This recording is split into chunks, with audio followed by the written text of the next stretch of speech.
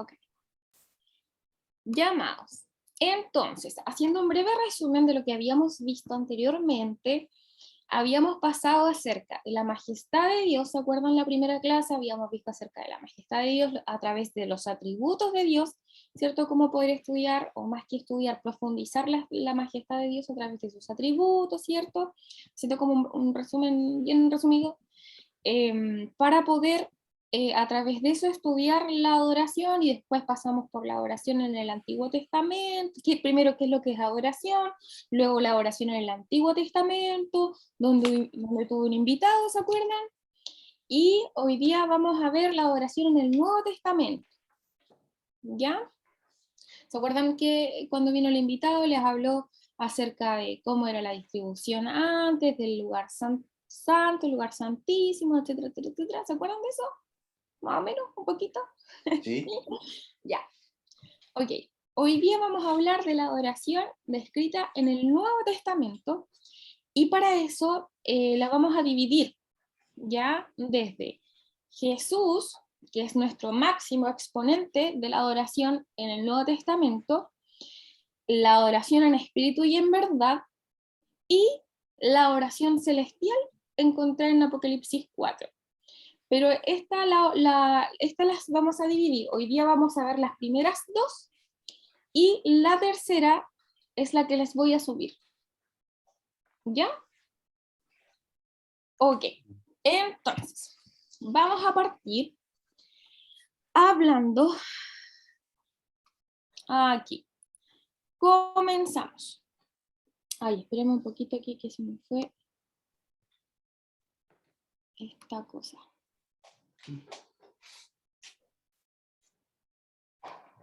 Ahí sí. ¿Ven bien la diapo?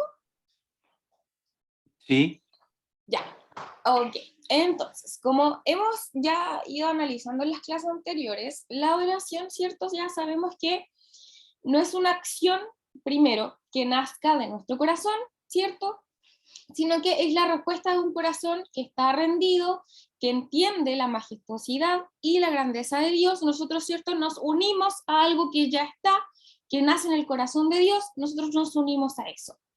Adoramos a Dios por quien es, por su naturaleza, que lo hace digno de adoración, ¿cierto? Y no por lo que, no se trata de lo que Él hace. No adoramos a Dios porque Él me da esto, porque Él me da esto otro, porque me dio una familia, porque me dio un auto, sino que adoramos a Dios por quien es, por su naturaleza, ¿cierto? Como dice acá desde el Antiguo Testamento, la Biblia nos enseña qué es realmente adorar. No significa cantar, orar o practicar alguna de las disciplinas espirituales, que sí, por supuesto que las utilizamos para adorar, ¿ya? No es como que, no quiero que se entienda como que, si estás orando, no estás adorando, no tiene que ver con eso. Por supuesto que la incluimos dentro de, pero orar no significa adorar, no son sinónimos, ¿sí? Es algo mucho más profundo que eso. Para adorar, por supuesto que tengo que orar, por supuesto que puedo, no sé, hacerlo a través de una alabanza o una canción, puede ser a través de eso, pero es algo mucho más profundo que eso, ¿sí? Una manera de explicarlo de una forma más clara, entonces, como dice acá, es renunciar a nuestra voluntad para que finalmente se haga la del Padre. Eso ya lo habíamos visto. Y aquí comenzamos con la adoración en el Nuevo Testamento, y aquí tenemos tres ejemplos. Aquí tenemos a Saúl, aquí tenemos a David, y aquí tenemos a ¿quién? ¿Quién será este personaje? Está fácil esta. Aquí arriba estás, aquí en la flechita, ¿ven mi flechita? Ya, este es Saúl, ya, este caballero, este es Saúl. Este que está así como, oh, por mi culpa, este es David. Y este, el que está abajo, ¿quién será? Abraham. Abraham, muy bien. Uh-huh. Ahí tenemos los tres ejemplos. Abraham renunció a su amado hijo, el deseo de su corazón, ¿se acuerdan? Y estuvo dispuesto en sacrificio a Dios, en obediencia, renunciar a su hijo, matar a su hijo, ¿cierto? ¿Se acuerdan cuando Dios le dijo, entrégame a tu hijo? Y subieron el monte, Y ahí él dijo, ay, ¿dónde está la ovejita? Ya al final después el ángel le dijo, no, y no lo mató. Pero él en su corazón dispuso, aunque no lo hizo porque Dios no dejó que lo matara, pero él en su corazón dispuso obedecer a Dios hasta lo último. Hasta el momento ahí que estuvo a punto de clavarle el cuchillo, porque él lo iba a hacer en obediencia a Dios. Ahí él adoró. Saúl, por otro lado, aquí tenemos otro ejemplo. Saúl pensaba que se trataba de impresionar a Dios con sacrificios opulentos, ¿sí? Pero nosotros sabemos que Dios solo anhela un corazón sensible a su voz y obediente a su mandato. Sensibilidad a su voz y obediencia. Ajá. Por otro lado, tenemos acá a, paréntesis, dato curioso. ¿Alguien se acuerda cómo murió Saúl? Saúl murió. ¿De qué murió Saúl?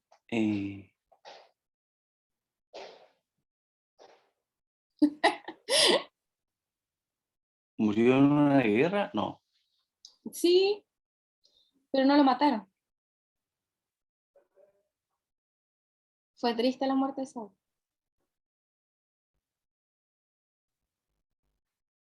No recuerdo cómo murió Saúl. Puso su espada, o sea, primero pidió que lo mataran y nadie quiso matarlo. Puso su espada y se echó sobre él. Bueno, es un dato aparte, dato friki. No es relevante el caso. En fin, sigamos. Y aquí tenemos otro ejemplo de David, ¿ya? Y aquí tenemos a David, que está así, como martirizándose.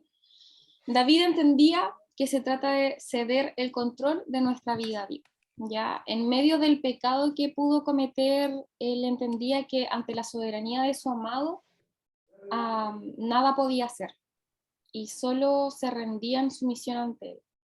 Aún cuando después de lo que pasó con él, de todo lo que podría haber hecho, eh, lo que se destacaba de David era que él volvía una y otra vez a los pies de Dios, a los pies de su amado a rendirse, una y otra vez. Y esas palabras son súper importantes, rendirse, rendición, rendir su voluntad. Él, por supuesto, se podía equivocar, como todos nos equivocamos, pero ¿qué hago con eso? Con el saber que me equivoqué. ¿Lo dejo ahí o voy a los pies de mi papá y me arrepiento? Así como el Antiguo Testamento, el Nuevo Testamento está lleno también de versículos que muestran que la adoración es la muerte del yo ante la voluntad de Dios. De hecho, Pablo les dice a los Gálatas, como dice, ya no vivo yo, Cristo vive en mí. A los filipenses les dice, por amor del cual lo he perdido todo y lo tengo todo por basura, para ganar a Cristo. A la iglesia de Corinto les dice, estamos siendo transformados en la imagen de gloria en gloria como por el Señor en el Espíritu. Una y otra vez podemos leer pasajes que nos enseñan a ceder el control de nuestra vida y que Cristo se ha formado en nosotros. Eso es porque la aparición de Jesús en el Nuevo Testamento nos da o nos muestra de un ejemplo claro de cómo poder nosotros vivir vidas de adoradores, vivir vidas de adoración. Adorar es renunciar a mi propia vida para que Dios viva su vida a través de mí, ¿sí? Para que Cristo sea formado en mí. Una de las cosas que más, una de las frases que más me ha impactado a mí, como en mi vida este último tiempo, es que tenemos que dejar de informarnos acerca de Dios y tenemos que ser formados en Dios, no informados. Tenemos que ser formados de Cristo, no informados de Cristo. Porque de saber podemos saber mucho, pero de ser formados en Cristo, tal vez muy poco. Y son cosas que quizás palabras muy parecidas, pero ¡ay!, que son distintas. Ok, sigamos. Y tenemos, como les había dicho, nuestro primer y máximo ejemplo. Jesús, nuestro máximo ejemplo de adoración. Como dice acá, Jesús constantemente, y antes les voy a pedir si pueden buscar a alguien, Lucas 5:16 y Mateo 6:6 y 6:18. Y que lo tengan ahí. Mateo, ¿cuánto era? Mateo 6:6 y 6:18.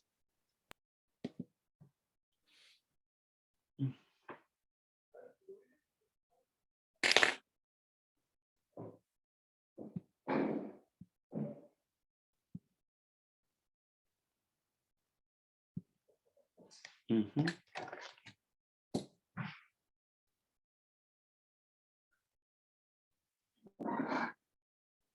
¿Hay que leerlo? Ténganlo ahí, ¿lo tienen? Yo tengo 6:6. Ya. ¿Alguien tiene Lucas 5:16? Yo 6:18. Ya. Yo 5:16, Lucas. Ya. Perfecto, súper bien. Bien, entonces ahí se los voy a pedir. Dice, Jesús constantemente instruía a los que le seguían que la adoración no se limitaba a una liturgia en el templo perdón, leí súper mal. Jesús constantemente instruía a los que le seguían que la oración no se limitaba a una liturgia en el templo o a mostrar una apariencia física frente a los hombres. ¿Se acuerdan que siempre Jesús constantemente, incluso como que instruía acerca a los fariseos, que usan palabras repetitivas, palabras vanas, que no es...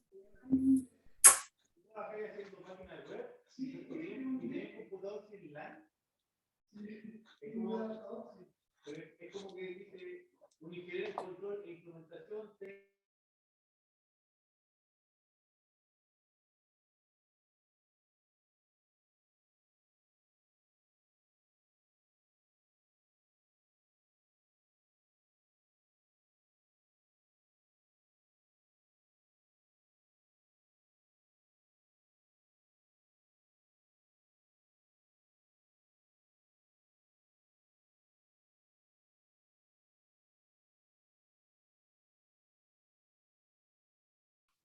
¿Me escuchan?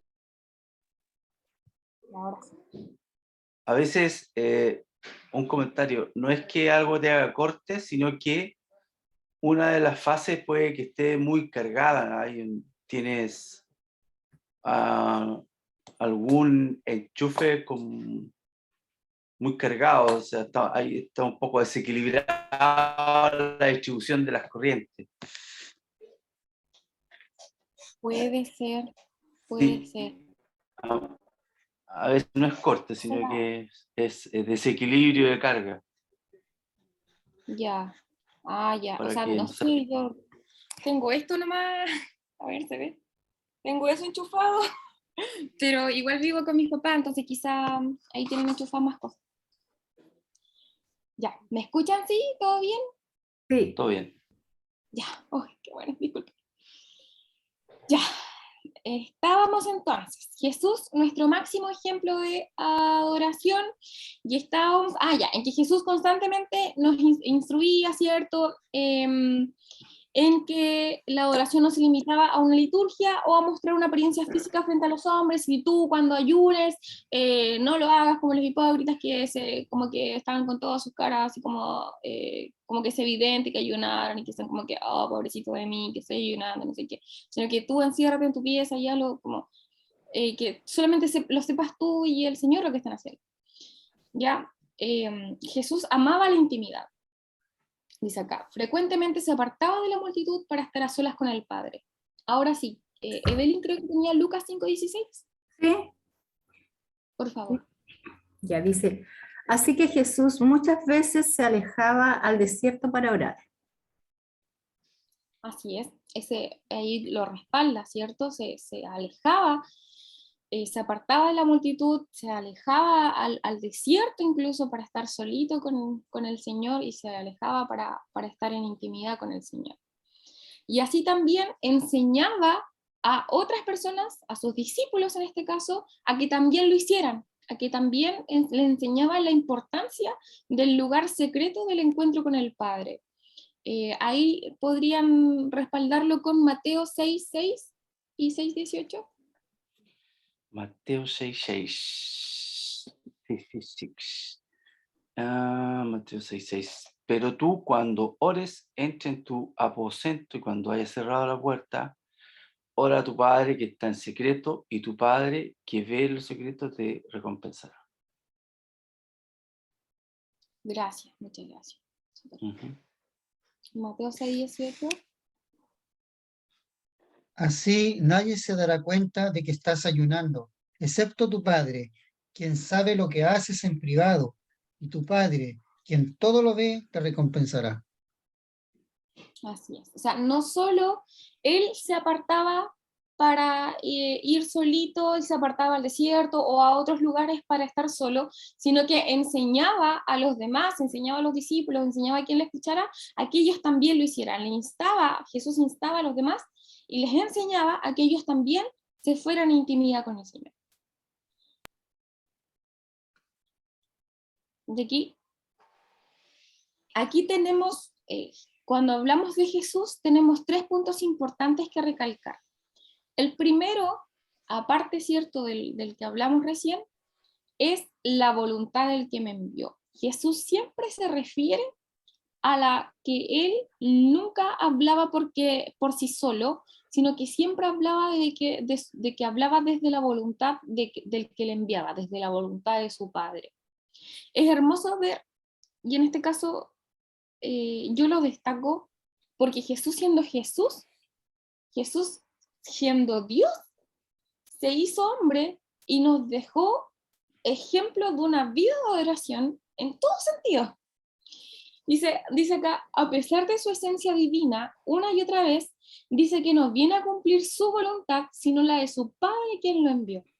Jesús, siendo Dios, somete su voluntad a la del Padre para enseñarnos que lo que le agrada, qué es lo que agrada al corazón de Dios, no es hacer cosas por hacer, sino aquellas que Dios nos pide. Es decir, someter nuestra voluntad a la de Él. Todo lo que dice Jesús, de hecho, dice, yo no digo como que, ¿cómo es lo que dice? Yo digo lo que oigo a mi Padre decir. De hecho, aquí mismo en Metanoia aprendimos esto. El que ve, hace, y el que escucha, dice.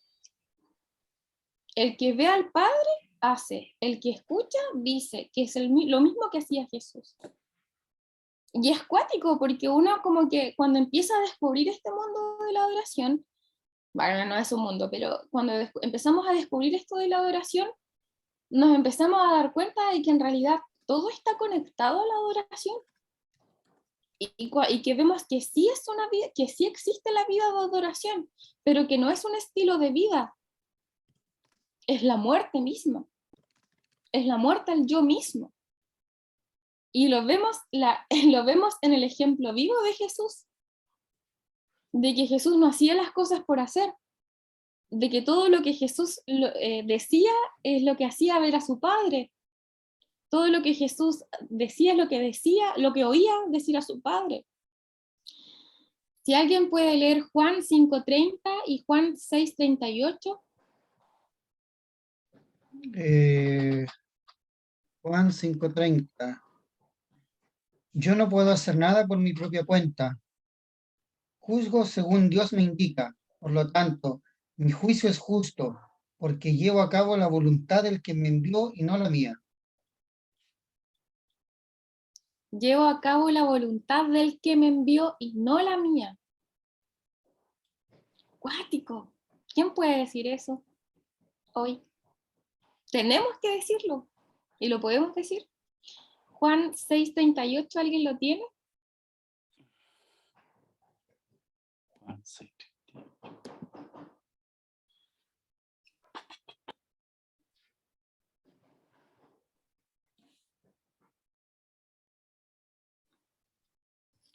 No se peleen.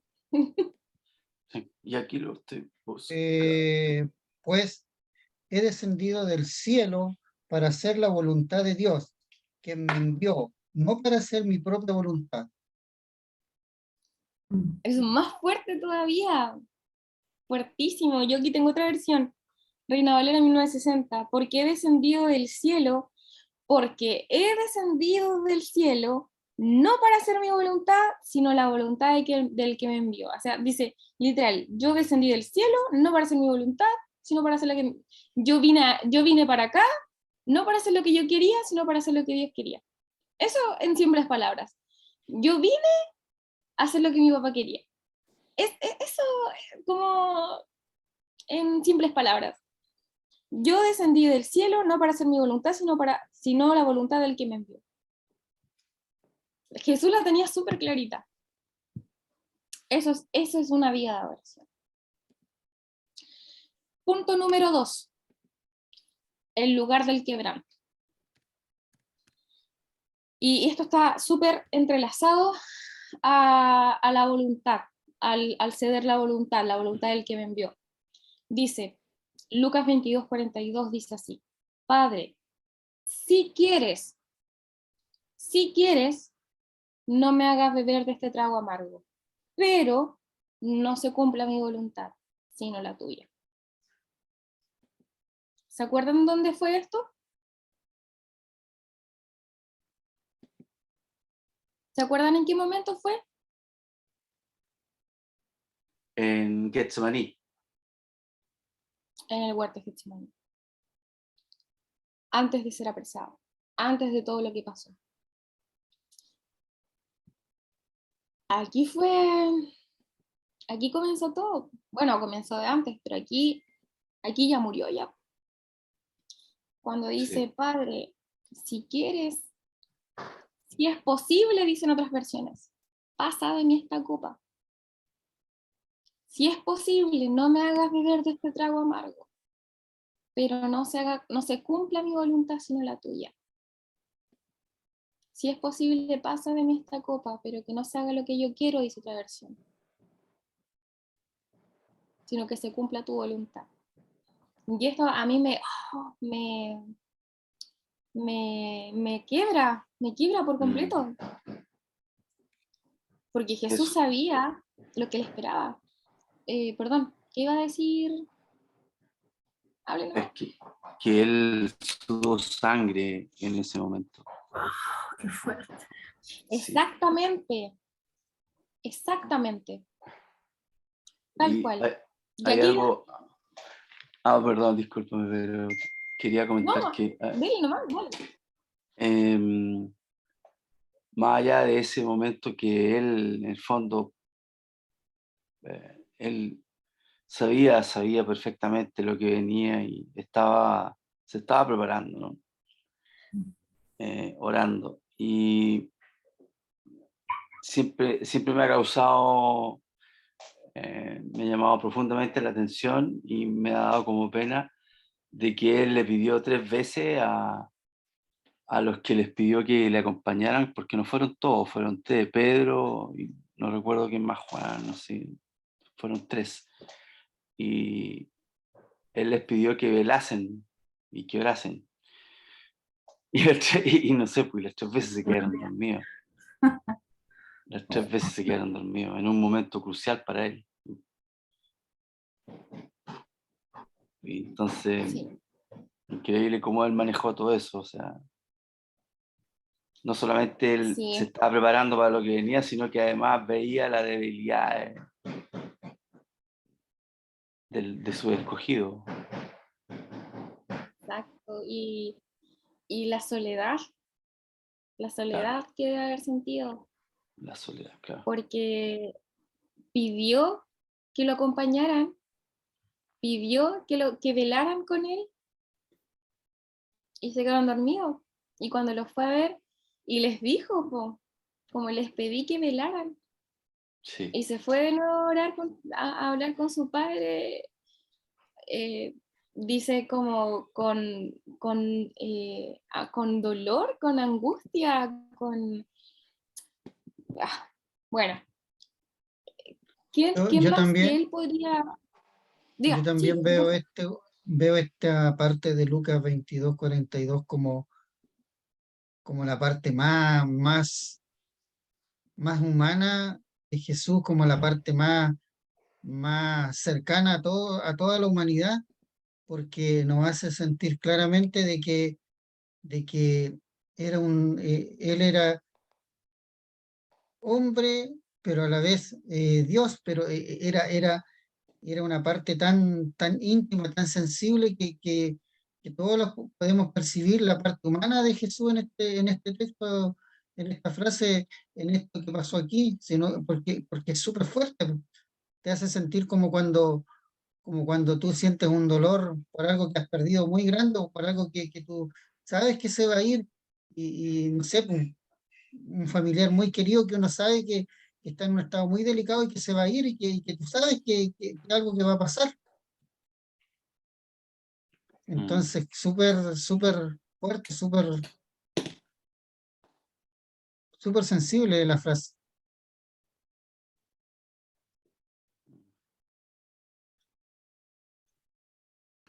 Me fui y volví. ¿Me escuchan? Sí. Ya. Sí, sí, demasiado. Demasiado, sí, absolutamente. Para mí, esta escena del Getsemaní, de Jesús en el Getsemaní, es una de las que más me han marcado y más me marcan todavía hasta el día de hoy. Hasta el día de hoy, cuando tengo que morir, cuando tengo que adorar y no quiero, pienso aquí, pienso en esto. Pienso en esto y bien, como dice acá, sigamos mejor. Cuando el momento de la cruz estaba cerca, Jesús una vez más se apartó de todos para entrar a la intimidad con el Padre. Pero en esta ocasión vemos la parte más humana de Cristo, como decía Gervasio. Sabía lo que estaba por venir. No le era ajeno el dolor y sufrimiento que tendría que pasar. Y aquí, como hablábamos, no sé si alguna vez nos hemos dedicado a pensar qué pasaba por la mente de Jesús en este momento. Si bien, como decíamos, Jesús era Dios, Pablo, en su carta a los Filipenses, expresa de manera ejemplar cómo fue que Jesús se despojó de su divinidad para hacerse semejante a los hombres, incluyendo sus emociones. A lo largo de los evangelios vemos a Jesús reír, gozarse, enojarse, entristecerse, pero también sufría internamente al saber lo que se le avecinaba. Entonces, imaginarnos cómo estaría en este momento, ¿cierto? Lucas también nos relata la agonía que sentía Cristo en este momento, al punto que su sudor, como nos decía, ¿cómo se llama? José. José, como nos decía José, su sudor era grandes gotas de sangre. En esos momentos Jesús exclama un profundo deseo de su corazón que, si parafraseamos, él dice: Padre, en mi humanidad no quiero el sufrimiento de la cruz. Pero en esa situación de máxima agonía interna de Jesús, él decide aún así adorar al Padre y somete su deseo y su voluntad a la de Dios. Aún así, aún en medio de eso, se sujeta. Y es tan... yo como que ni siquiera como que me lo puedo imaginar, ni siquiera me puedo imaginar cómo el dolor que Jesús debe haber sentido, sabiendo lo que se le avecinaba, sabiendo que como que iba a morir por algo injusto, sabiendo que estaba como casi destinado a eso, a la vez sabiendo que había destinado a personas para que velaran por él y que se habían quedado dormidos, lo habían dejado solo, y ellos sabiendo que Jesús estaba mal, que lo único que tenía era literalmente Dios, y que Dios estaba permitiendo que esto pasara. No sé, me quiebra por completo. Okay. Pero como dice acá, Jesús entendía en medio de todo sufrimiento que el corazón del Padre se complace en un hijo que cede el control de los hechos de su vida para cumplir su divina voluntad. Él entendía que la adoración es la muerte de sus deseos para que se cumplan los deseos de Dios. Nadie nunca antes ni nunca después ha estado en esta situación en la que se encontraba Jesús. Él, siendo justo, debía padecer la injusticia. Siendo sin mancha, debía morir por todos aquellos que no le amaban ni la amarían. Pero él sabía que el ser adorador no se trata de entregar a Dios aquello de lo que nos podemos despojar fácilmente. La oración se sustenta en renunciar a aquello que es difícil de dejar. Y eso es súper importante. La oración no es solo así como, sí, ok, te voy a entregar esto que me sobra, esto, no. La oración es simplemente lo que Dios demanda, no lo que yo quiero entregar, y eso ya lo habíamos hablado, ¿se acuerdan? Por más que me duela, por más que cueste. Es lo que Dios demanda. Jesús nos enseñó que si Él siendo hombre pudo incluso despojarse de su vida, nosotros sí podemos renunciar a aquello que Dios ha demandado de nosotros. Dios usa el lugar de quebranto en nuestra vida para adorar. ¿Se acuerdan cuando les dije grábense la palabra renuncia? Bueno, también grábense la palabra quebranto, porque Dios también usa el quebranto. Cuando se encuentren como en el lugar de quebranto, acuérdense de adorar. Algo quiere decir Dios con adorar. Algo hay que ceder en el lugar de quebranto. C. La oración que desata ambientes. Y aquí dice, el velo del templo se rasgó en dos, de arriba a abajo. Eso está en Mateo 27:51. La oración de Jesús en el Getsemaní rompió con el yugo del pecado que ingresó con Adán. Tenía sobre los hombres. Que ingresó con Adán tenía sobre los hombres. Este hecho desató eventos espirituales a través de los cuales hoy nosotros podemos acercarnos al trono de Dios en libertad y sin temor. El pecado, ¿cierto?, nos había destituido de la cercanía a Dios, y el hombre que alguna vez caminó junto a Dios en el Edén, que había vivido en íntima comunión con el Creador, ya no podía estar frente a lo divino, ¿cierto? Y nos volvimos enemigos de Dios. Eso fue antes de todo. El sacrificio de Cristo desató un nuevo ambiente y se volvía al diseño original a través del sacrificio de Jesús, ¿cierto? Desde que el pecado ingresó al hombre, este vivía separado de Dios, y es por esto que, por lo que tanto en el tabernáculo de Moisés como en el templo de Salomón, existía un velo que separaba al lugar santísimo donde recibía la mismísima presencia de Dios. ¿Se acuerdan que eso lo vimos en el Antiguo Testamento? Por eso teníamos que ir por parte. Ok. Cuando Jesús murió, ese velo que separaba estos lugares de la presencia de Dios, ¿cierto?, el lugar santo con el lugar santísimo, cuando Jesús murió, ese velo que nos apartaba se rasgó en dos, de arriba hacia abajo, como símbolo de una acción divina, y es por medio de Cristo que hoy tenemos nuevamente entrada delante del Padre, libre acceso, sí, de paz, y su sacrificio el que nos dignifica, es su sacrificio el que nos dignifica. Y Pablo escribe a los romanos que por medio de Cristo hemos sido reconciliados con Dios. Eso está en Romanos 5:10. No sé si alguien lo quiere leer. ¿Cómo vamos con el tiempo? Vamos bien. ¿Alguien lo quiere leer? Romanos 5:10. Romanos 5:10.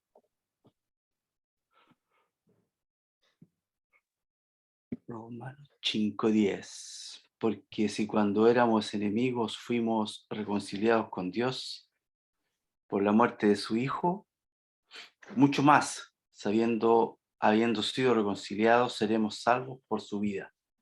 Amén. Amén. Como dice acá, hoy no solo tenemos acceso a Dios, sino también que Él vive en nosotros, ¿sí? El Espíritu Santo habita en nosotros y con nosotros, ¿sí? No solo en, sino con. Eso lo vimos en la primera clase. Esto es un hermoso privilegio, una realidad que no vivía el pueblo de Israel en el Antiguo Testamento, pero que nosotros el día de hoy podemos tener, ¿sí? Cuando después que Jesús, ¿cierto?, asciende, dice, les conviene que yo me vaya, porque dejaré con ustedes al Paracletos, el abogado defensor, el Espíritu Santo, que estará con ustedes y en ustedes, o sea, entre ustedes y en ustedes, ¿cierto? O sea, está en nosotros y entre nosotros, ¿sí? Bien. Hablamos acerca de Jesús, ¿cierto? Del tema de la intimidad, se me fue. La intimidad, habíamos hablado, aquí está, Jesús el máximo exponente de la intimidad, la voluntad del que me envió, el lugar del quebranto y la adoración que desatan bienes. Ahora vamos a hablar de la adoración en espíritu y en verdad. Hablamos de Jesús, ahora vamos a hablar de la adoración en espíritu y en verdad, que también encontramos en el Nuevo Testamento. No sé si ubican esta... No, ¿han visto The Chosen? Véanla, muy buena. Es una serie de Jesús. Aquí está la mujer samaritana que estaba en el pozo, que se encuentra en el pozo, y aquí está y le dice que ella es como vituperada por todo el mundo, que es rechazada por todo el mundo, y él dice, pero no por el Mesías, que está en portugués. Y aquí es donde se da la conversación de la adoración en espíritu y en verdad con ella, ya en este pozo. Dice, Señor, esto lo encontramos en Juan 4 del 19 al 24, esta es la versión NBI, lo vamos a leer. Dice, Señor, me doy cuenta que tú eres profeta. Nuestros antepasados adoraron en este monte, pero ustedes los judíos dicen que el lugar donde debemos adorar está en Jerusalén. Y Jesús responde, créeme, mujer, que se acerca la hora en que ni en este monte ni en Jerusalén adorarán ustedes al Padre. Ahora ustedes adoran lo que no conocen. Nosotros adoramos lo que conocemos, porque la salvación proviene de los judíos. Pero se acerca la hora, y ha llegado ya en que los verdaderos adoradores rendirán culto al Padre en espíritu y en verdad, porque así el Padre desea que sean los que le adoren. Desea que le adoren. Dios es espíritu, y quienes lo adoran deben hacerlo en espíritu y en verdad. ¿Sí? Y aquí hablamos primero de un nuevo tiempo. ¿Ya? Lo primero que notamos aquí es la distinción que Jesús hace respecto a la forma, que es el lugar, ¿ya? Del monte, cuando nos referimos al monte, y el fondo. O sea, primero hay la distinción que hace a la forma y el fondo. A la forma nos referimos al lugar, cuando habla del monte. Ustedes adoran en el monte de acá, pero yo te digo que no va a ser ni en este monte ni en el otro monte. Estamos hablando del lugar. Y el fondo se está refiriendo a la esencia de la adoración. La mujer samaritana estaba pensando que en la oración tan solo como una forma o una liturgia a través de la cual uno se relacionaba con Dios. Muchas veces, y yo también tuve este pensamiento de la mujer samaritana, muchos de nosotros hemos tenido este pensamiento. Adorar es como una liturgia, adorar es ir el día domingo, levantar mis manos y como cantar y expresar mi amor a Dios a través de los cánticos, ¿cierto? Que ya lo habíamos hablado. Y eso pensaba que era una forma de hacer algo, era una forma es la forma. Pero si estoy en el banco, en la fila del banco, haciendo la fila para pagar una cuenta, no estoy adorando ahí. No, porque no está el ambiente, ¿ya?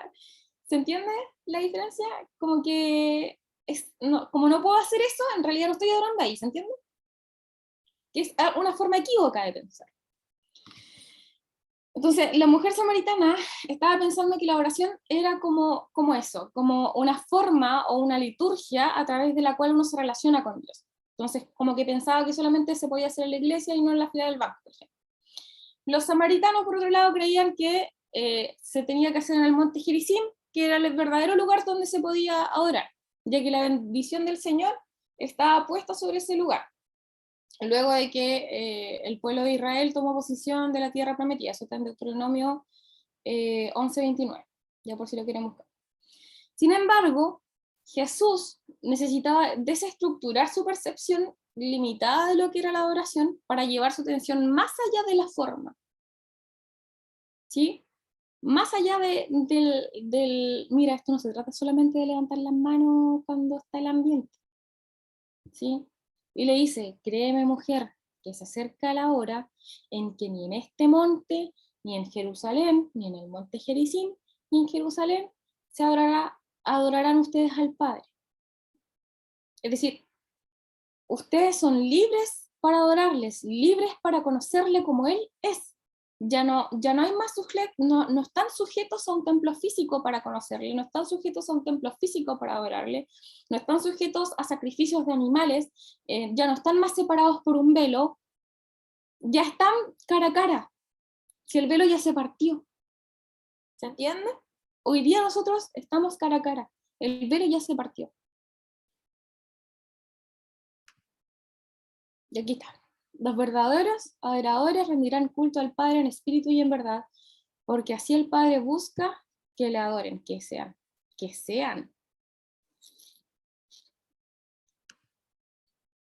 Y aquí nos vamos a las partes.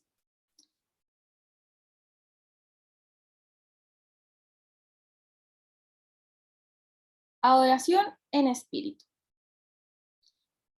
Podemos ir más allá en el pasaje para enfocarnos, perdón, me adelanté una, aquí. Podemos ir más allá en el pasaje para enfocarnos en las cualidades de la adoración que Jesús aquí presenta. Sí, los verdaderos adoradores, lo que había dicho.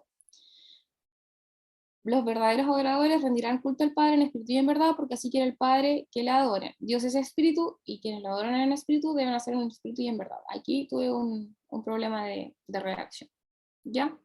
Pero la adoración en espíritu. Vamos al principio.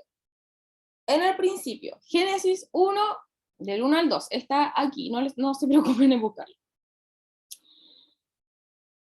¿Está aquí o no? Sí, está aquí. Primero, antes que todo, en el versículo 24 Jesús nos dice que Dios es espíritu y por ende así debemos adorarle, antes que todo. Para entender esto, y por eso lo quise poner así, para entender esto debemos remontarnos nuevamente al inicio de todo, ¿ya? Y aquí está, Génesis 1, del 1 al 2. Dios, en el principio, creó los cielos y la tierra. La tierra era un caos total, las tinieblas cubrían el abismo y el Espíritu de Dios se movía sobre las superficies de las aguas. Como dice acá, las escrituras nos dicen aquí que el Espíritu de Dios se movía por la tierra en medio del caos, trayendo vida y orden. La palabra en hebreo utilizada aquí para espíritu es ruach, o ruach, o ruach. Hay muchas formas, dependiendo. El ruach es el viento, la brisa, el aliento mismo que da vida y sostiene todo lo creado. Ese aliento que el Creador, nuestro Padre, sopló sobre Adán, permanece hasta hoy, ¿ya? Cada ser humano que nació, nace y nacerá tendrá su aliento de vida, el aliento que salió de él y que a él regresará, ¿ya? Ese es el ruach, o ruach. Todo lo que vemos hoy, todo lo que vemos hoy que tiene vida natural proviene de la vida espiritual, ya que fue creado por Dios, que es el Espíritu. ¿Sí? Es por esta razón que Jesús le está diciendo a la mujer samaritana que para adorar a Dios, quien es Espíritu, no podemos hacerlo si no es de la misma esencia que la de Él. En el momento en el que adoramos desconectados del Espíritu que ha sido soplado sobre nosotros, nos desconectamos de quien adoramos. Nos desconectamos de la fuente. ¿Sí? ¿Voy muy rápido? ¿Voy bien? Voy bien. Por esto nuestra oración no puede ser tan solo intelectual o emocional. Por eso no puede ser tan solo almática o física. porque si no va desde el espíritu, no está conectado a la fuente. Nuestra adoración nace del espíritu, de su espíritu, porque es ahí donde Dios sembró su vida en nosotros, desde ese lugar en el que nos vinculamos con nuestro Creador y entramos en íntima relación con Él. ¿Han visto, por ejemplo, para que se entienda mejor, como ejemplos prácticos? Estamos en un culto y no voy a poner una persona X, ya, nosotros mismos. Vamos y lloramos y lloramos y lloramos y lloramos y como que, ¡ay, qué lindo estuvo el culto! Y la misma canción como que, ¡ay, me trae recuerdo esta canción! Entonces como que me dan ganas de llorar, pero en realidad no cambió nada en mí. Como que no... Es linda la canción. Como que incluso fue como para mí la canción. ¿Habré conectado realmente con el espíritu? ¿O fue como que llegó más a mis sentimientos, mis emociones? ¿Cierto?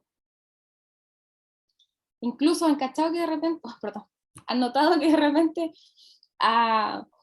es como que, ¡ay, qué linda la canción! Me gustó, como que, oh, no, saben que hoy día no me gustó, no me gustó el culto porque no me gustaron las canciones, porque no me sabía ninguna, como que las canciones fueron para mí. No digo ahora, no digo que el proceso de oración tenga que ver con las canciones, estoy dando un ejemplo, para que se entienda. ¿Se acuerdan cuando les dije, podemos tener como noches de adoración, pero en realidad nadie murió? Fue puro, claro, todos lloramos, todo pero nadie murió esa noche.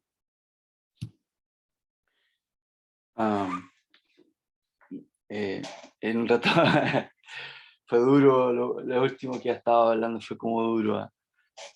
Perdón. Sí, pero la verdad que tiene mucho sentido y es duro porque comprendí perfectamente lo que estás diciendo. Y entonces me van así decir, oh, hermana, ¿para qué? ¿Para qué, hermana? ¿Para qué? Porque no sé si es que uno, pues, bueno, claramente tiene esa pequeña, como no hay una claridad en la teología, quizás se pierde esta perspectiva, ¿no? Pero generalmente uno en la oración busca tratar de conectarse, ¿no? Más que de alguna manera ofrendar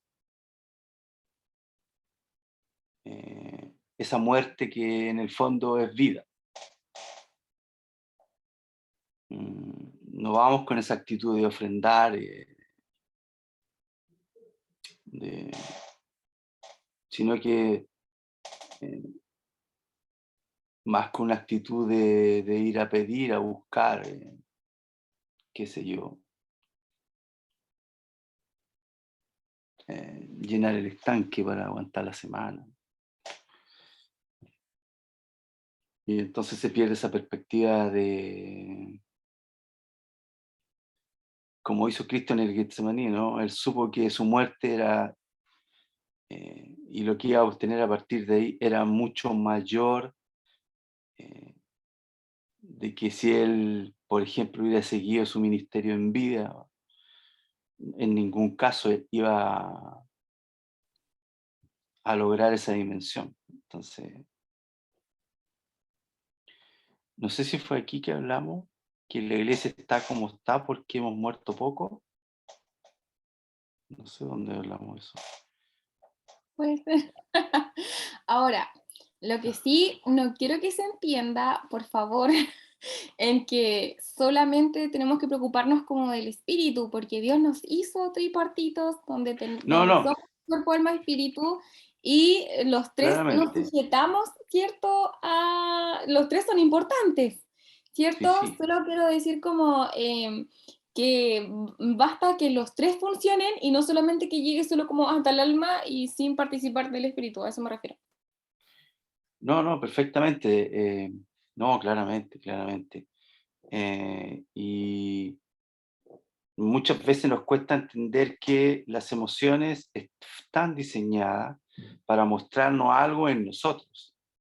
Sí, y que eso es finito, es algo finito, tiene un tiempo limitado, pero no fueron hechas. El domingo, Óscar en su prédica decía una cosa muy bella de que, por ejemplo, no tomar decisiones permanentes por emociones que son eh, momentánea. momentáneas, efímeras, o sea, que duran nada, ¿no?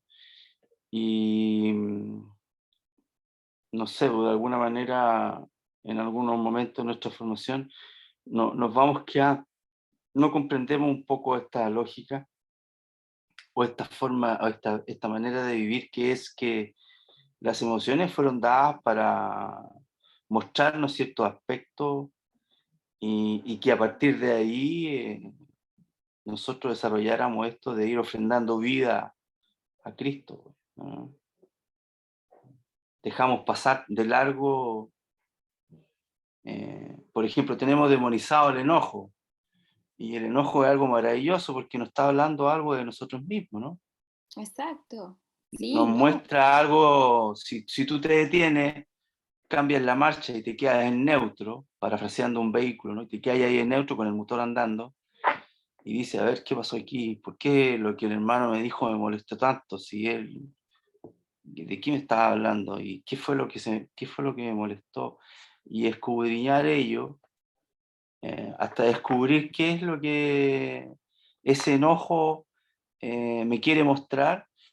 Nosotros no metemos embriague y nos quedamos neutros, sino que seguimos de largo, y esa valiosa experiencia, por ejemplo, como un enojo, no la bendecimos con un análisis profundo de que claramente algo nos está hablando, sí, exacto. pero pero nos quedamos en la superficie, y la lectura siempre va a ser errada, la mayoría de las veces. Casi Claro. siempre, siempre. Algo nos está mostrando.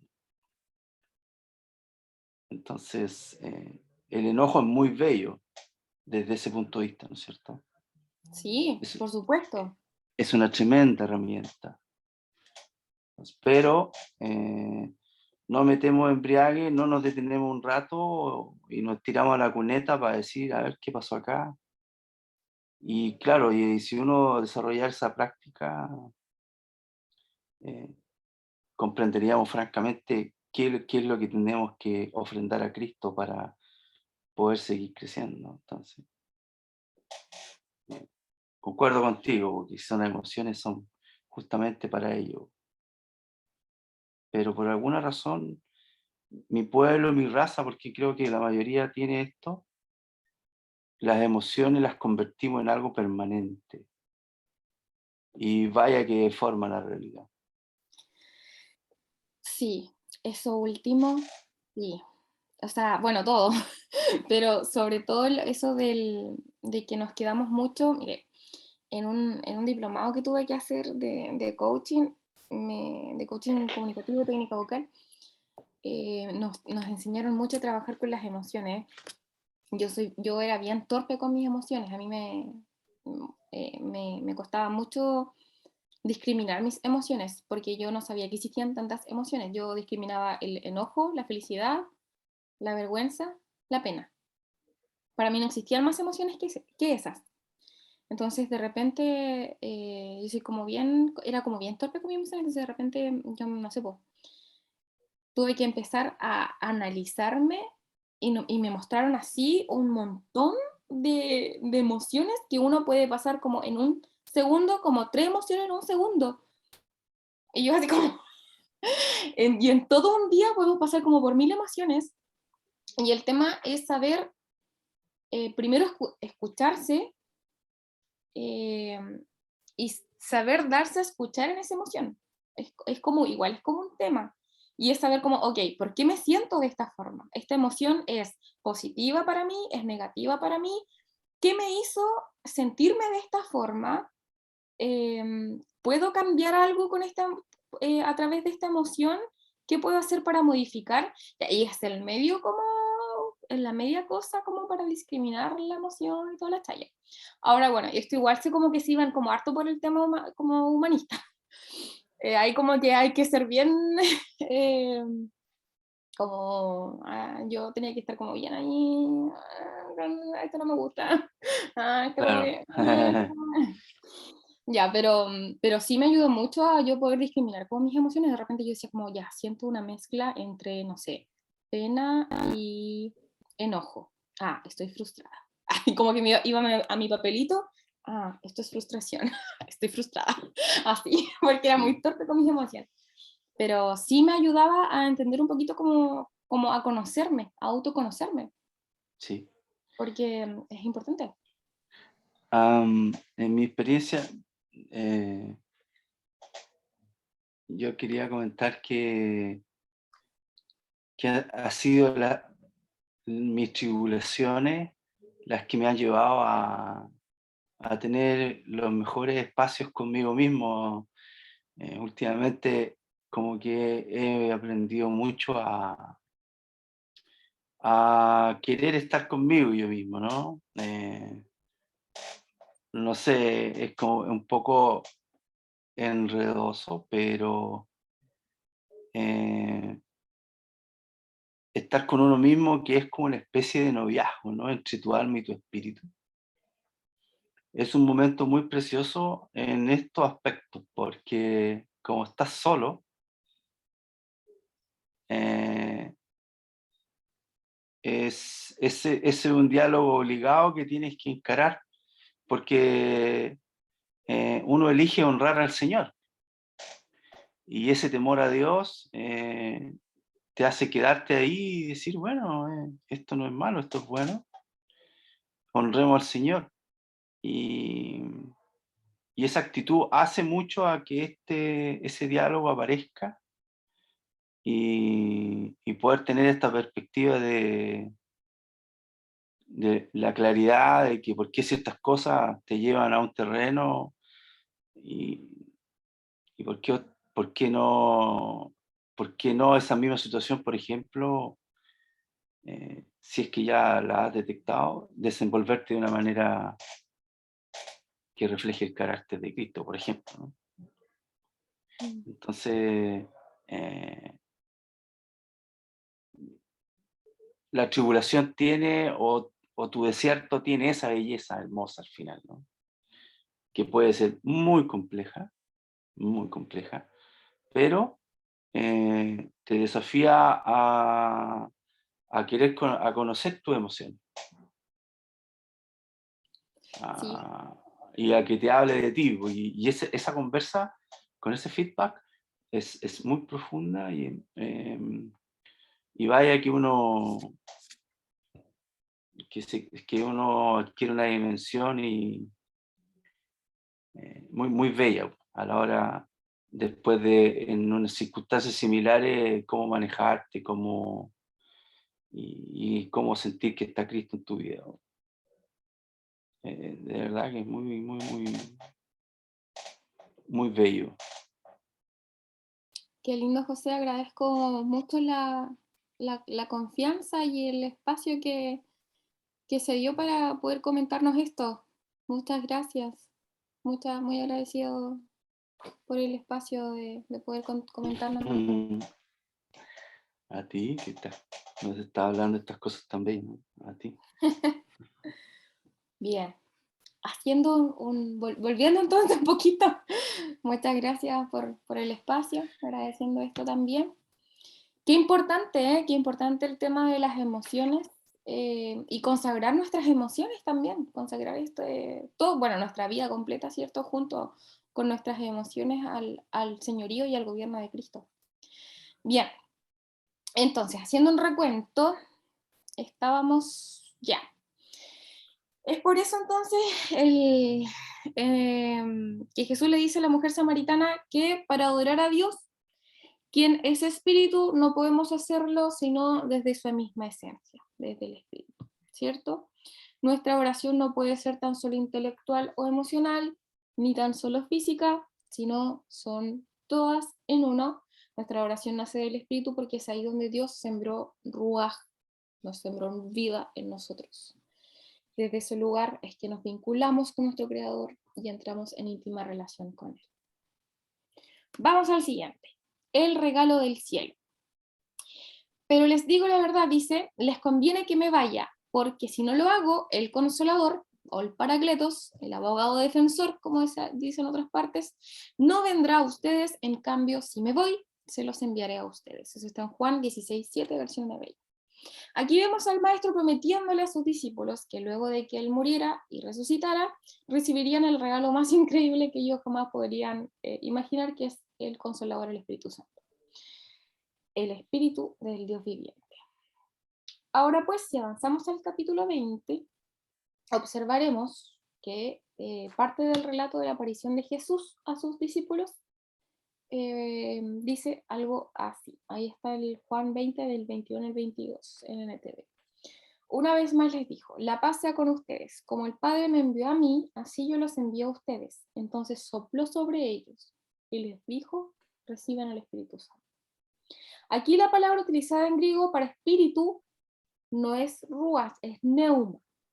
Y nos habla del mismo viento que recorrió la tierra en el Génesis.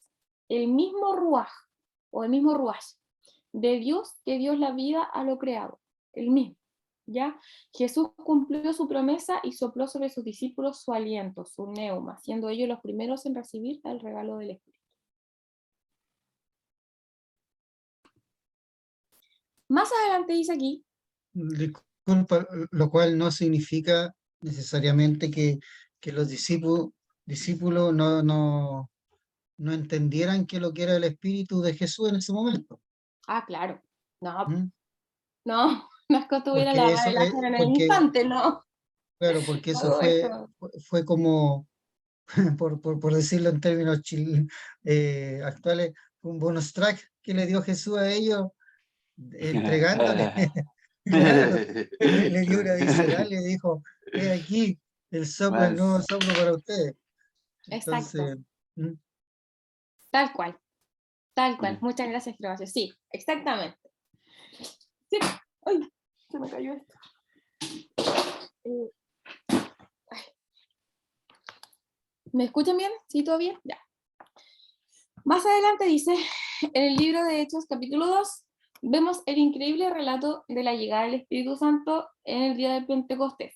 Como decía aquí Gervasio, esto fue entregado, pero ya lo habla más como a cabalidad cuando ya estamos en el Pentecostés, ¿cierto? Pero ahora no tan solo a sus discípulos más cercanos, sino a todos los creyentes que esperaron el cumplimiento y el derramamiento de la promesa. Ese día todos fueron llenos del Espíritu Santo. Eso está en Hechos 2:4 si lo quieren buscar. Para avanzar más rapidito. No lo vamos a buscar, bueno, ahí lo pueden buscar si quieren. Y al ocurrir esto se cumplió la profecía del profeta Joel, que dice, derramaré mi espíritu sobre toda la gente, sus hijos e hijas profetizarán, sus ancianos tendrán sueños y sus jóvenes visiones. En esos días derramaré mi espíritu sobre los sirvientes, hombres y mujeres por igual. Tú y yo, nosotros, hemos sido hechos herederos de la misma promesa, ¿sí? Esa profecía sigue vigente. Somos herederos de esta promesa, receptores del mismo regalo del cielo. Gracias al sacrificio de Jesús, su resurrección entre los muertos y a través de la fe en su obra redentora, hemos nacido de nuevo de su espíritu y hemos sido vivificados por medio de su aliento, pasando de estar muertos espiritualmente a estar vivos en su eternidad. ¿Sí? Esto sin duda es algo sobrenatural, es una obra de Dios en nuestra vida, es algo que racionalmente sí es muy complicado de entender, absolutamente. La conversación de Nicodemo con Jesús en Juan 3 refleja esto súper bien, ¿se acuerdan? Cuando hemos nacido del Espíritu existe un testimonio que da fe de que esto efectivamente ha ocurrido. Los adoradores llenos del Espíritu que el Padre busca son aquellos que arden con las cosas que arden en su corazón. La voy a repetir. Los adoradores llenos del Espíritu que el Padre busca son aquellos que arden con las cosas que arden en su corazón. Son los que lloran por lo que Él llora y son los que trabajan en lo que Él está trabajando. ¿Por qué? Porque lo pueden ver y lo pueden oír. Pueden percibir su reino. El Padre puede contarle sus planes y sus estrategias y pueden poner sus sueños en sus mentes y en sus corazones, porque estos son hijos confiables, porque están dispuestos a morir una y otra vez. Por eso son hijos confiables. No son perfectos, de seguro no son perfectos, pero siempre están dispuestos a morir una y otra vez. Fallas deben tener miles. Pero ¿qué es lo que distinguía a David? Que volvía a rendirse, volvía al lugar del quebranto, una y otra vez, dispuesto a morir, al lugar del quebranto, una y otra vez, una y otra vez, una y otra vez. Y en el lugar del quebranto es donde Dios comienza a revelar su propósito. En el lugar del quebranto es donde Dios dice, donde uno comienza a morir, donde yo muero a mí mismo para que Jesús sea en mí, donde yo muero a mí para que Jesús sea en mí. Cuando yo me... Que simple suena morir una y otra vez, pero qué difícil es morir una y otra vez porque nuestra naturaleza muchas veces como que no, no sé cómo qué calificativo colocarle, pero como que ese orgullo que hay dentro del mundo muchas veces se mete en uno y cuesta morir o volver a morir o volver a morir porque es necesario. Yo me he dado cuenta con lo que decía Patito delante y todo lo demás, que es difícil volver a morir, volver a morir, volver a morir, porque a veces creemos dentro de, de lo que nada sabemos, que porque hemos muerto una vez estamos salvos. Y si bien, claro, si bien es verdad que estamos salvos, pero podemos volvernos a perder. Entonces es necesario volver a morir y lo que usted dijo de recién, eso de adoradores son los que lloran lo que él llora. ¡Wow! ¡Qué fuerte eso! Fuerte, muy fuerte, fuerte y hermoso a la vez. Maravilloso. Y qué difícil es poder llorar lo que él llora, sufrir lo que él sufre o amar lo que él ama si no estoy constantemente conectada a la fuente, conectada a él. ¿Y cómo puedo estar conectada a él si no hay nada de Cristo en mí? ¿Y cómo puedo estar, cómo puedo no tener algo de Cristo en mí si no estoy muriendo a mí misma? Mientras más expuesto a su luz estoy, mientras más expuesta a Cristo estoy, a su luz, más se refleja lo malo que hay en mí. ¿Cierto? A ver. Por ejemplo, ya ustedes ven que estoy... ¿ven las manchas que tengo acá? En el delantal. Estoy con delantal todavía. ¿Ven las manchas que tengo en mi delantal? ¿Se ven? Más o menos. ¿Sí? Pero si hago así, ¿se ven un poquito? ¿Se ven ahí? Sí, sí. Ahí sí se ven un poquito más, unas manchitas chiquititas que tengo. Ahí. Más o menos. No se ve mucho. Ahí. Ahí tengo una manchita. ¿Se ve o no? Se aprecian algunas, sí. Sí, sí, se ve. Ahí se ve unas manchitas. Sí, se Pero, ve. pero si me saco no se notan tanto. ¿Cierto? Cuando yo acerco la luz, se ven. Es lo Sí, mismo. Cuando estoy expuesto a la luz de Cristo, se notan las manchas que yo tengo. Y eso trae vergüenza. Eso trae dolor. Trae orgullo. Porque yo no quiero que se vean las manchas que hay en mí. Porque según yo soy perfecta. Porque según yo no tengo cosas que cambiar. Pero Jesús me dice como, o Dios me dice, pero mira, tienes esta mancha blanca que se ve mal ahí.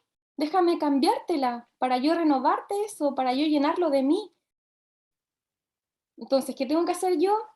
Dejar que ni siquiera yo tratar de cambiarlo, porque ese es otro error que cometemos. Decir como, ya Señor, yo lo voy a cambiar. No, tú no tienes que cambiar nada, tú tienes que dejar que el Señor te cambie. Si tú por tu fuerza no puedes hacer nada. Ya, entonces tengo que dejar que el Señor me quite mi manchita, me limpie, y eso me va a doler. Y este es el proceso de muerte, para que Él lo limpie y ponga de Él en mí. Pero si estoy en oscuridad no se va a notar nada. Ya, ok. Sigamos porque está muy largo. ¿Se entendió un poquito? ¿Sí? ¿Me expliqué un poquito? ¿O quedaron más enredados? No, todo bien. Okay. Bien, y 3, la última. Por su espíritu, solo por su espíritu. Dice, podemos usar todas las técnicas y métodos correctos, incluso los correctos. Podemos tener la mejor liturgia posible, lo más bacán, la mejor intención, los mejores conocimientos, la mejor clase de adoración que les haya hecho, no sé, el loco más bacán de los adoradores que nos haya hecho David, por ejemplo. Pero no hemos adorado al Señor hasta que el Espíritu toca al Espíritu. Hasta que Dios toque y libere nuestro espíritu, no podemos entrar en su dimensión. Acuérdense que no es algo que nace en nuestro querer. La adoración no es algo que nosotros hacemos porque nosotros queremos. La adoración ya está, la adoración ya existe, la adoración ya se está haciendo. Nosotros solo nos unimos a lo que ya se está haciendo. ¿Se acuerdan de eso? Ya. Cantar, orar, alabar, todo puede guiarnos a adoración, pero la adoración es más que todas estas cosas. Nuestro espíritu debe ser encendido por el fuego divino. Esto lo dijo Richard Foster. No podemos, quiere decir que no podemos llevar una vida de adoración sin el Espíritu Santo. ¿Sí? Aunque tengamos buenas intenciones y nos esforcemos, no podremos hacerlo sin Él, ya que Él fue enviado a nuestros corazones para hablarnos de Jesús y sostenernos nuestras debilidades. Él es quien nos revela a Cristo, Él es quien nos convence de pecado, Él es quien nos habla, Él es quien nos muestra a Cristo en general. Él es quien nos lleva, Él es quien nos guía a. Entonces, si yo no me... De hecho, para ser hijo de Dios, yo tengo que ser guiado por el Espíritu de Dios. Los que son guiados por el Espíritu de Dios, estos son realmente llamados hijos de Dios. ¿Sí? Eso está en su palabra. Si yo no estoy siendo guiado por el Espíritu de Dios, que el Espíritu de Dios me guía a morir. El Espíritu de Dios es quien me guía a morir. El Espíritu de Dios es quien me guía a adorar. Eso tenemos que tenerlo claro. No nace de mi corazón. Eso ya está. Y quien me guía a hacerlo es el Espíritu de Dios, es el Espíritu Santo. Es Él quien conoce el corazón del Padre y produce en nosotros hambre y sed por su presencia. Es Él quien enciende el fuego en nuestros espíritus para adorarle. Nuestra oración nace del Espíritu, pues cuando hemos tomado de esa agua viva, de la que la samaritana escuchó hablar, ¿cierto? Esa agua se transforma en un manantial que salta para vida eterna, que salta desde nuestro espíritu hacia nuestra alma, nuestro intelecto, nuestra mente, nuestras emociones, nuestro cuerpo, ¿cierto? Como hablábamos, y nos va transformando en los adoradores que Él tanto anhela y tanto busca por toda la tierra. Pero no nace de nosotros. Viene desde el Espíritu, nos guía a adorarle. Del espíritu al espíritu, al alma, al cuerpo, a las emociones, a todo. De ahí nace todo. ¿Sí? ¿Sí?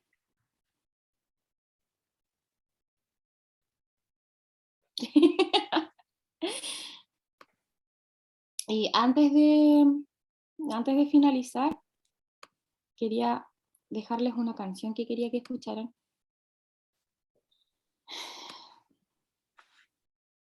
Que espero que...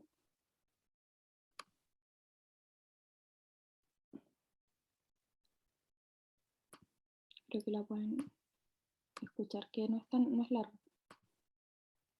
Avísenme si la escuchan, ¿ya?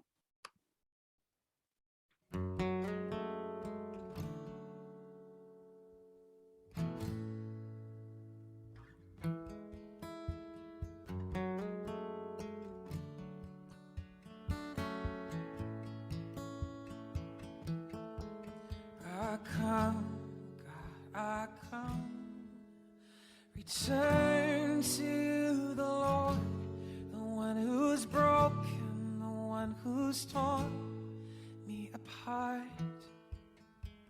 You strike down to bind me up.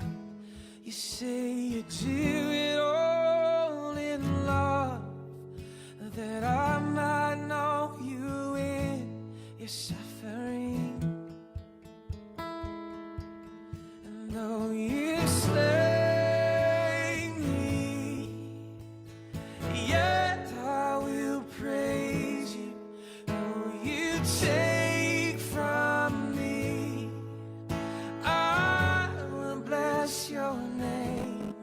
Though you ruin me, still I will worship, sing a song to the one who's all I need.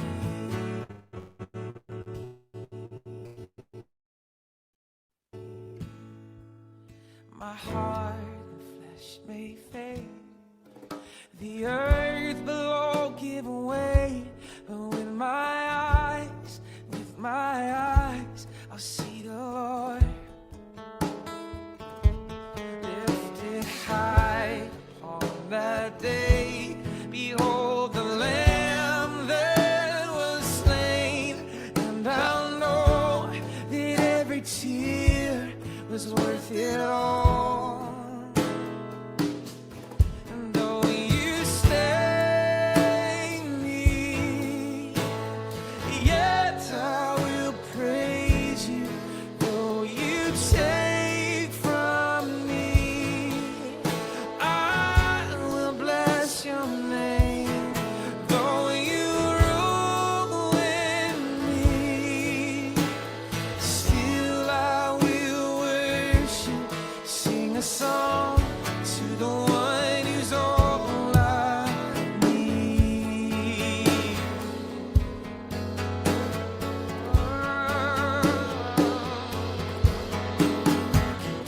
Though the night I'm crying out, let this cup pass from me now. You're still more than I need.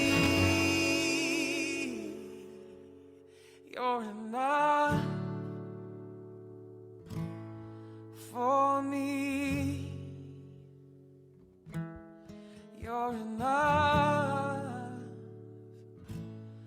for me. Oh,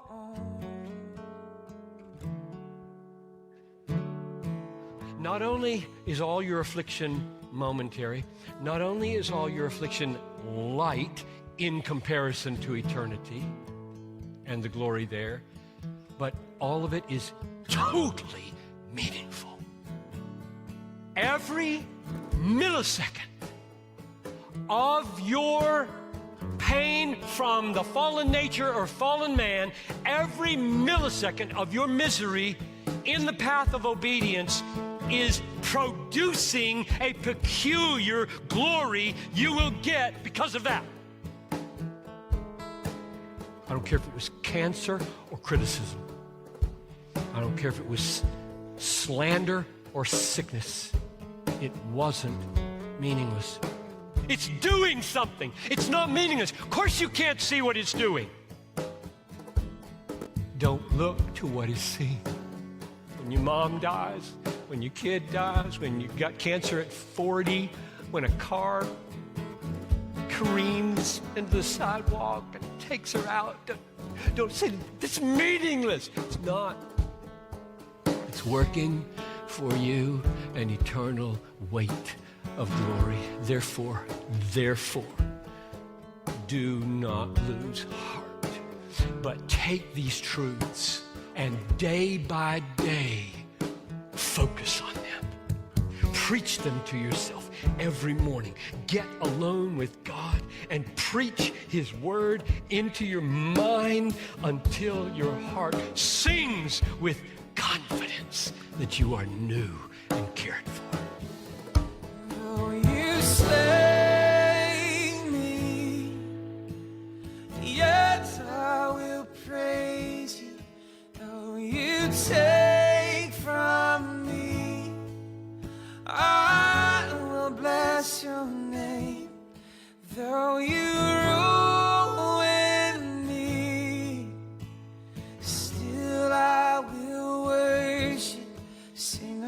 song to the one who's all I need. I'll sing a song to the one who's all I need.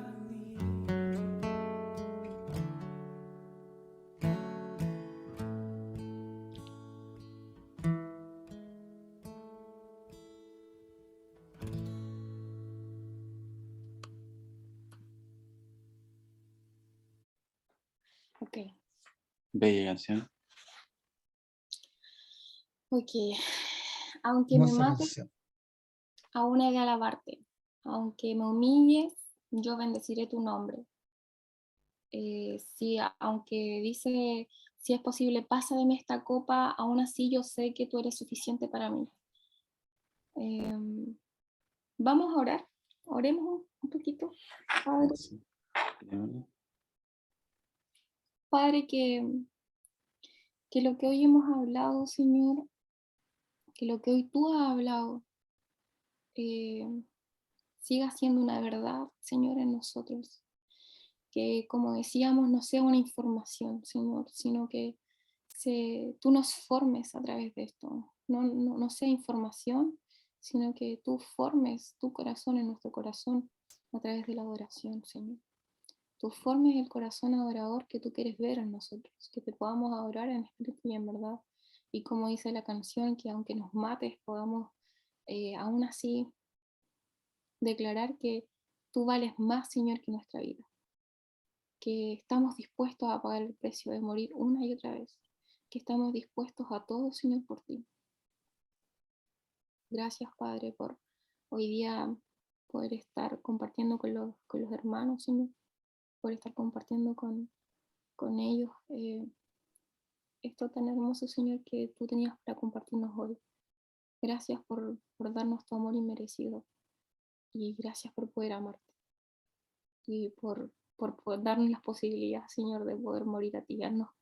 Danos corazones obedientes, Señor, Así es. que amen en lugar de quebranto, que amen hacer tu voluntad, que amen decir lo que tú dices, que amen hacer lo que debemos hacer. Gracias, Señor, por cada uno de ellos. Gracias, Señor. En el nombre de Jesús. Amén. Amén. Amén. sí. Amén. Amén, sí. Bien. Mansa inyección para terminar.